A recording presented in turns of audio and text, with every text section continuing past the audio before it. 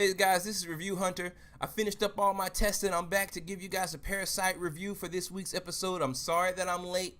I know I was supposed to get this up yesterday, but sometimes in life things happen when you're very busy and you're trying to graduate like me, so I had to do that. In this week's episode of Parasyte, the Maxim,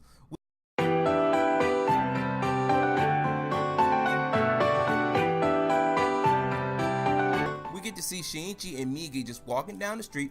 Next thing you know, oh my god, this guy's coming for us and he's in a car. So they hijack a car, they hightail it, they're in the woods. Everything's good. They had to come up with a plan. He can't just run forever. So they tried their fire plan, they tried to cut his head off. But as we saw in another episode when Migi tried to attack that investigator, he didn't have enough weight on him, I believe, to cut the guy's head clean off. It was still attached, which allowed him to recover without losing full control of his body. And at that point, Migi had been detached from Shinichi's body for so long that he started to die.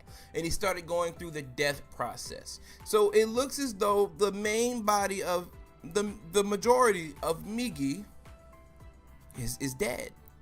And Shinichi just narrowly managed to escape by running away and taking refuge with some old lady in a cabin, who seems to be very strong-willed and be very principled and very useful to the story. This old lady came out of nowhere acting like a main character, and I'd never seen that before.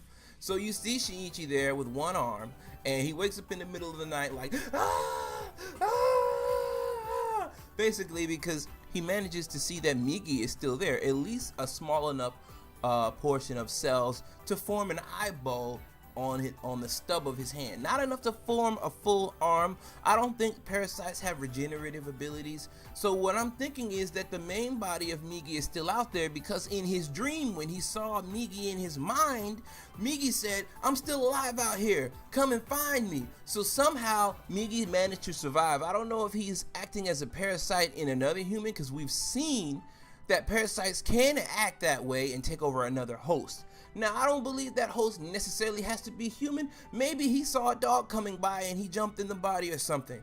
But anyway, Migi's still alive. Shinichi's going out to try to finish where he left off with this rusty hatchet to try to take down boss parasite that almost killed them just a few days ago. And you know, and this episode covers a very long span of time. So in next week's episode, we get to see this fight finish off where it left off, and hopefully Shinichi comes alive in the nighttime and he starts using some kind of taijutsu or something, and he starts, you know, putting the moves on him. But anyway guys, this is Review Hunter, and I'm out.